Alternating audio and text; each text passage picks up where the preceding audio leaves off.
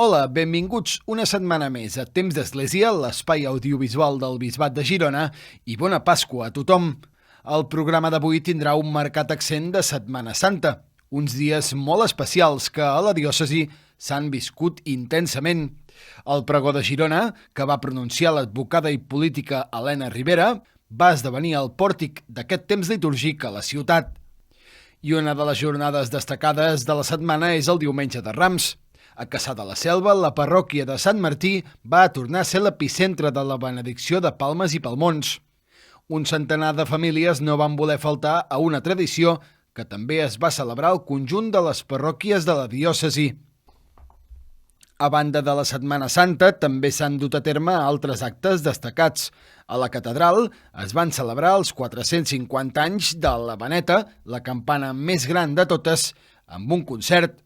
El repic de campanes es va poder escoltar des d'arreu i moltes persones es van reunir als voltants de la catedral per escoltar-lo en primera persona. Encara no sortim de la capital de la diòcesi perquè teníem pendent explicar la presentació del calendari interreligiós i interconviccional, enguany dedicat a la natura i la diversitat. Un total de 28.822 alumnes de centres de titularitat pública i d'escoles cristianes de la diòcesi de Girona estan matriculats durant aquest curs 23-24 a l'assignatura de Religió Catòlica, el que representa un 24,62% del total. Aquestes i d'altres xifres les va donar a conèixer als mitjans de comunicació l'equip de la Delegació Diocesana d'Ensenyament.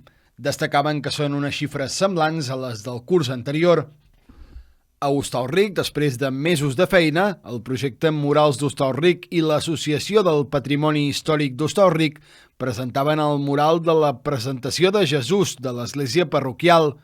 Joan Carles Osuna, l'autor, ens explicava el procés de creació del mural en un acte presentat pel doctor Guillem Torner i Agustí. Els Amics del Monestir de Sant Daniel, Justícia i Pau de Girona i la Delegació Diocesana pel Diàleg Interreligiós organitzaven una jornada en el marc d'Art Descalç per la Terra al Monestir de Sant Daniel. Va comptar amb la col·laboració de l'Associació Silena i la destacada participació del seu president, Josep Maria Ballarac, que va parlar de l'espiritualitat de la natura. També podrem veure una nova entrega de la secció de cinema i sèries amb el professor David Floriach. Tot això, tot seguit, al programa d'avui.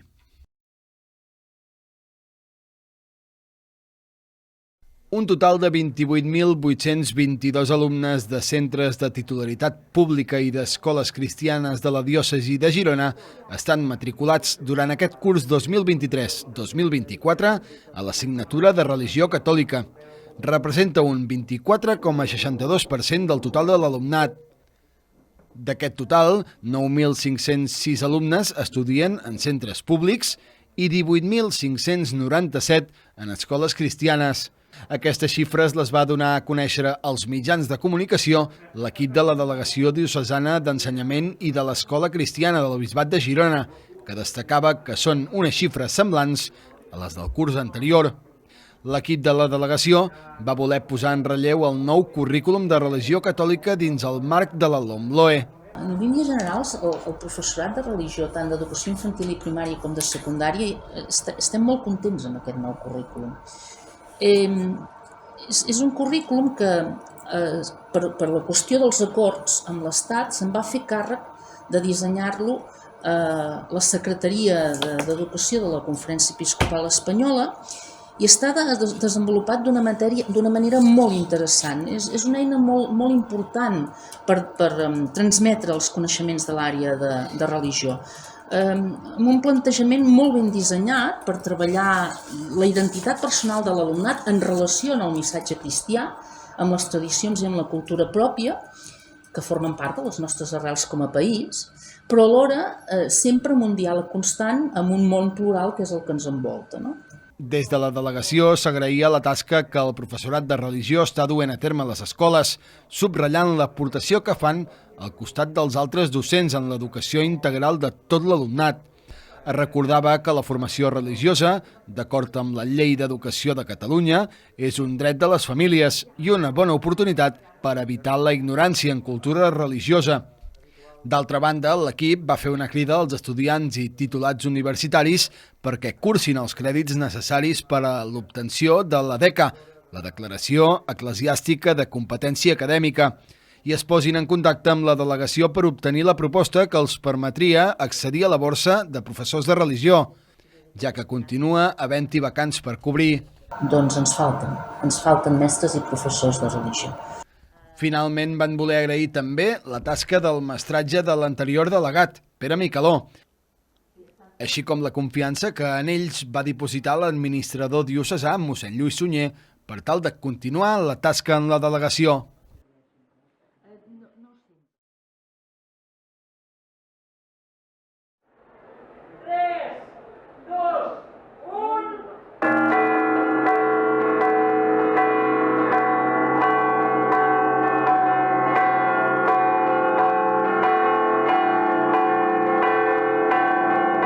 Així començaven a repicar les campanes de la Catedral de Girona el dijous 21 de març, totes elles presidides per la campana més gran de la ciutat i de la diòcesi de Girona, que complia 450 anys. Es tracta de la Maneta, la campana major de la Seu, coneguda popularment com el bombo, que ha picat i repicat els tocs religiosos i civils des de l'any 1574. Per celebrar aquesta efemèride, el capítol de la Catedral de Girona i la Confraria de Campaners i Carillonistes de Catalunya organitzaven aquest concert de campanes al campanar de la catedral. Va poder ser escoltat arreu on arribava el so de les campanes del temple. D'altra banda, i com a activitat prèvia, el dia abans va tenir lloc una conferència a la nau de la catedral a càrrec del campanòleg Blai Siurana. La Maneta va ser fosa i beneïda l'any 1574 i per decisió del capítol i gràcies a les habilitats d'Antoni Senyer, el mestre artesà, es va decidir que fos una campana de grans dimensions. Amb gairebé 2 metres d'amplada, 1,90, i 170 centímetres d'alçada, la Maneta es va convertir en la campana més gran del bisbat de Girona. Aquesta fita, però, no s'atura aquí, i és que amb els seus 4.800 quilos de massa, és la 5a campana més gran de Catalunya.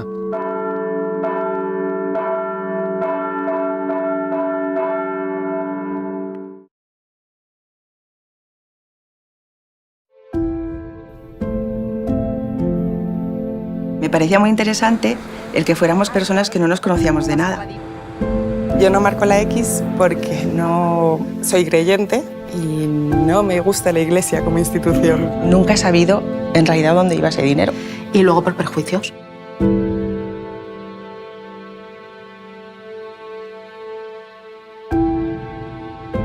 Me ha marcado mucho todo lo de esta mañana. La gente piensa que cuando tú estás en la cárcel te deberías quedar en un agujero y yo soy defensora de la reinserción. De lo que más me ha impactado a mí fue cuando estuvimos en el pueblo en el que había 2 habitantes. Me ha impactado Gregoria porque la mujer estaba muy sola y si no van a verla, por lo menos tiene el apoyo del padre Emilio. A través de la iglesia, pues le ayuda mucho. Lo que hemos visto hoy es lo que más me ha gustado. Porque sé que hay mucha gente que necesita ayuda psicológica. Da igual si eres creyente o si no eres creyente, da igual, te van a ayudar. Lo que más me ha impactado hasta ahora ha sido el Centro para Personas con Discapacidad. No sé, me conmovió la alegría sobre todo, del amor como un lenguaje universal. Estos son personas que realmente creen en lo que hacen y hay muy poco de eso hoy en día. Hemos estado en un centro de acogida y me impactó mucho. Hay personas que duermen en la calle, ponemos un techo. Hay personas que no tienen que llevarse a la boca, te doy de comer. Es muy tangible eso. Más allá que práctico, es que es necesario. Escuchar los testimonios de estas mujeres maltratadas me crean muchas emociones. Tampoco tenía información como para saber que esa X podría ayudar de esta manera. Es que me da igual, me da igual cuál es mi postura frente a la iglesia, me da igual mis creencias. Esto va de hacer un mundo mejor. Me llevo una sorpresa porque pienso que sí que hace muchas cosas mejor de lo que yo pensaba. Que por marcar la X tú no pierdes nada. Yo después de haber pasado la semana que he pasado sé que al hacer así estoy pensando en Tomás, estoy pensando en Gregoria. Este año la voy a marcar. Intentar ayudar nosotros, intentar ayudar a los que ayudan. Si yo puedo contribuir, voy a contribuir. lo haría por todos ellos y por otros tantos, porque lo veo como un pequeño acto que genera un gran impacto. Marca la X de la Iglesia en tu declaración de la renta.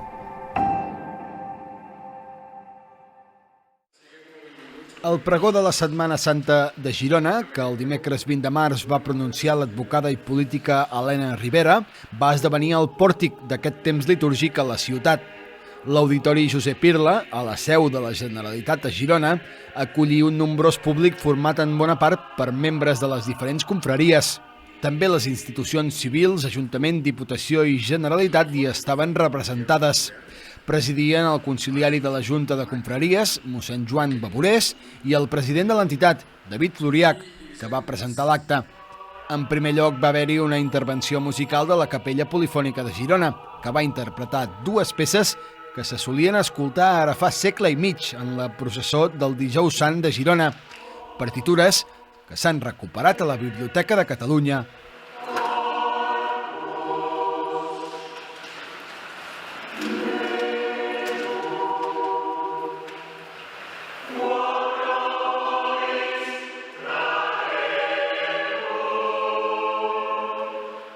Seguidament, David Floriach va presentar La Pregonera, que va iniciar la seva intervenció manifestant les pròpies reflexions durant la contemplació de la processó del Sant Enterrament, emocions personals que resumia en una frase clau. El missatge més poderós de la Setmana Santa és que l'amor és més fort que la mort i que hem de tenir esperança que la vida i el bé finalment triomfaran. Això dona sentit a les lluites nostres de cada dia, siguin petites o siguin grans. En un segon apartat va resseguir el sentit de cadascuna de les confraries que desfilen, unes notes dels seus orígens i fundació, composició, vincles en determinats sectors socials o de l'activitat professional, per concloure aquest recorregut amb un cant a l'esperança en la vida de tota persona. Finalment, Ribera va concloure indicant que l'amor és més fort que la mort i que el bé triomfarà, i que és el que dona sentit i esperança a la vida de la gent. Un pregó que va arrencar els aplaudiments dels assistents.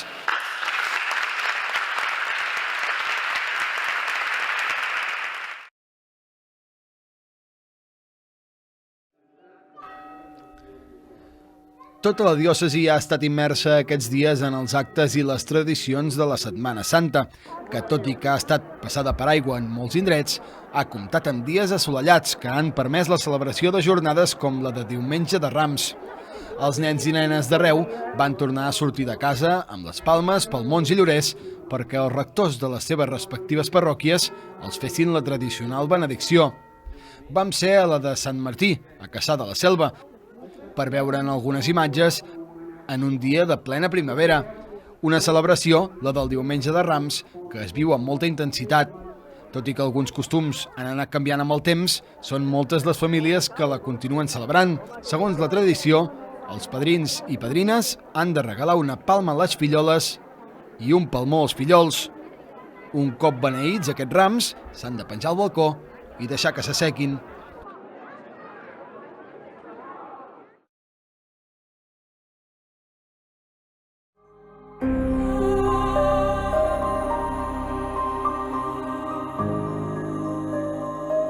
En muchas partes del mundo, la mujer es tratada como primer material de descarte. Hay países donde las mujeres tienen prohibido acceder a ayudas para armar un negocio o ir a la escuela. Incluso en esos lugares soportan leyes que las obligan a vestir de una determinada manera y todavía están en uso en muchos países las mutilaciones genitales.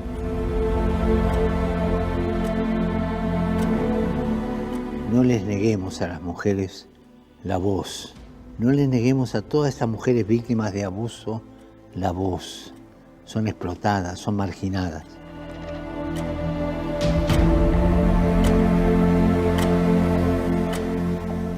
De palabra todos estamos de acuerdo que en el hombre y la mujer tienen la misma dignidad como personas, pero en la práctica eso no ocurre. Es necesario que los gobiernos se comprometan a eliminar leyes discriminatorias en todas partes y a trabajar para que los derechos humanos de las mujeres estén garantizados. Respetemos a las mujeres. Respetémoslas en su dignidad, en sus derechos fundamentales. Y si no lo hacemos, nuestra sociedad no avanzará. Oremos para que la dignidad y la riqueza de las mujeres sean reconocidas en todas las culturas y para que cese la discriminación que sufren en diversas partes del mundo.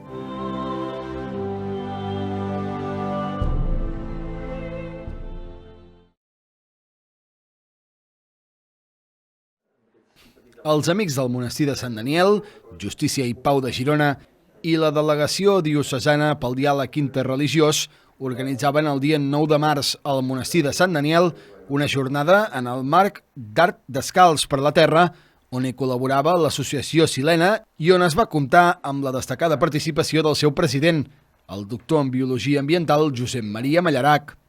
Va conduir una xerrada sobre l'espiritualitat de la natura, explicant com d'important és, en aquest i molts altres aspectes, el llegat de la tradició monàstica cristiana. Per mostrar com, al llarg dels segles, les comunitats monàstiques cristianes han estat capaces de conservar i de mantenir uns territoris, uns paisatges, uns espais naturals de qualitat. És a dir, que són un exemple de resiliència al llarg dels segles, evidentment no tot arreu amb el mateix nivell d'excel·lència, però sí molt ben documentat, de com una gestió comunitària inspirada per uns valors espirituals conserva la natura d'una manera eficient i sostenible al llarg dels segles. La conferència va anar precedida per uns minuts de meditació i va comptar amb la presència de desenes de persones que van omplir l'aforament de la sala. Tot seguit es van dur a terme altres activitats, com l'anomenada Gest de la Paraula, conduïda per Anna Jarque, de País Conscient.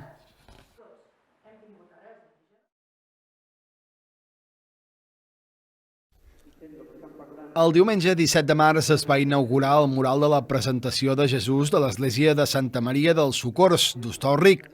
És obra de l'artista Joan Carles Osuna, qui s'encarrega del cicle iconogràfic de 4 murals d'estil bizantí, iniciat ara fa uns anys. Això es va començar el 2020, amb un primer mural del bateig de Jesús, i els altres va sortir un projecte que es va financiar a poc a base de concerts, actes culturals, sopars populars, aportacions de la gent i d'empreses del poble que a poc van sumant i van aportant els diners suficients per anar treballant.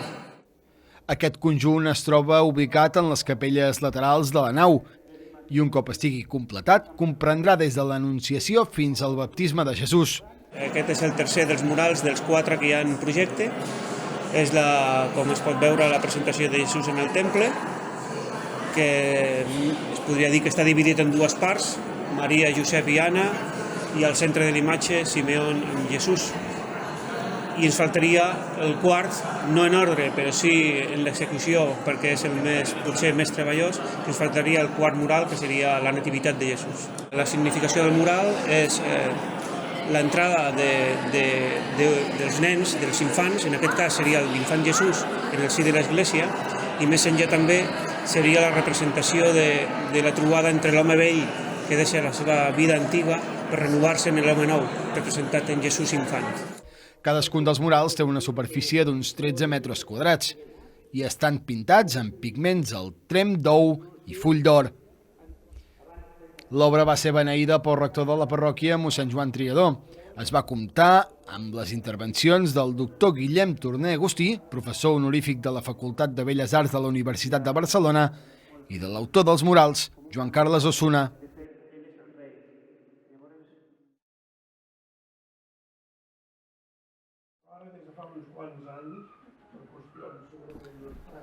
Amb motiu de la Setmana Mundial de l'Harmonia Interconfessional, el Centre Cívic del Barri Vell de Girona va acollir la presentació del calendari interreligiós i interconviccional de l'AUDIR, l'Associació UNESCO per al Diàleg Interreligiós. És un calendari molt acurat, tipogràficament, fotogràficament, i està molt ben il·lustrat, en el qual cada mes es cenyeix amb una tradició concreta i en base a aquesta tradició i a la temàtica s'incorporen textos i explicacions adients. Per tant, crec que és una manera d'informar-te, estar al dia i a sobre doncs, tens un calendari en el qual visualitzes no solament les festes que coneixem, sinó aquelles que no coneixem.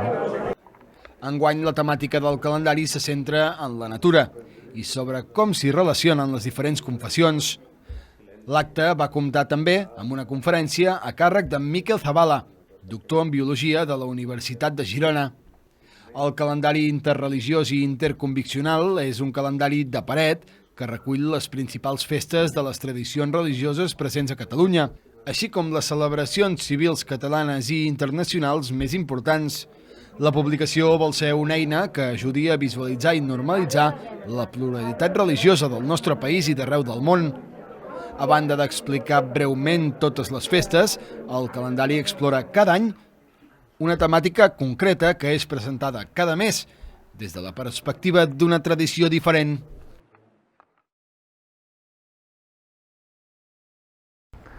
Hola, benvinguts a la secció Cinema i Sèries de Temps d'Església. Aquesta setmana és la primera ja de Pasqua i, per tant, tingueu tots una bona Pasqua.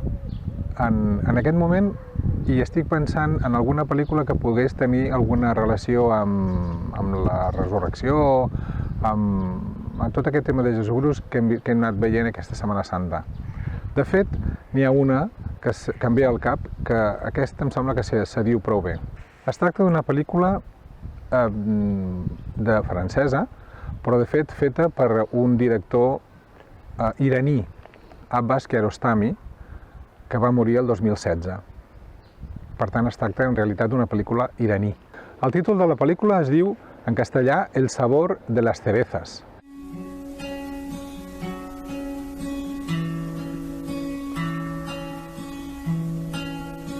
De fet, és una pel·lícula molt interessant perquè a primer cop d'ull sembla que no sigui una pel·lícula positiva i més aviat derrotista, però es tracta d'un drama, això és veritat.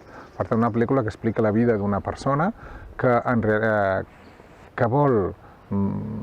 es vol suïcidar, que vol acabar amb la seva vida, però amb la peculiaritat que està buscant en moltes persones, algunes 4 o 5 persones, que el puguin enterrar.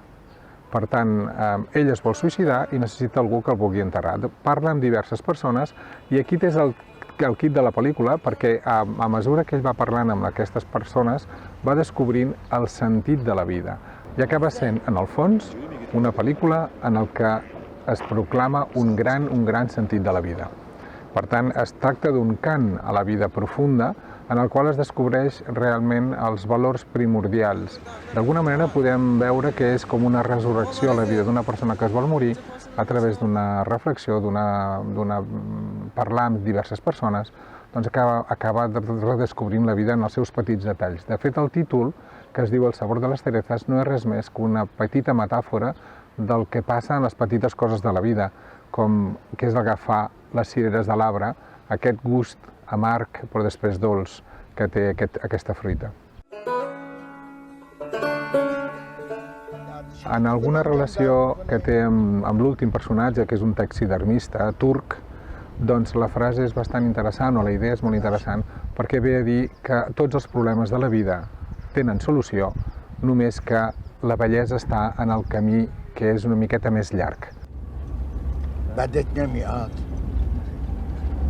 یه ترکی رفت دکتر گفت آقای دکتر گفت بله گفت انگشتم هر کجا میذارم درد میکنه سرم میذارم درد میکنه پام میذارم درد میکنه شکمم میذارم درد میکنه دستم میذارم درد میکنه دکتر اینو معاینه کرد گفت آقا انگشتت شکسته وجود شما سالمه آقای محترم شما فکرت مریضه خودت سالمه باشه عوض کن فکرت آقا. Per tant, aquesta és com la síntesi d'aquesta gran pel·lícula, que en el fons no és més que una relació d'amor entre Déu i l'home i Déu. Aquesta pel·lícula, que té una durada aproximada de 100 minuts, de l'any 1997, la podeu trobar i veure en la plataforma Filmin. Ens veiem en el proper programa Temps d'Església. Molt bona Pasqua.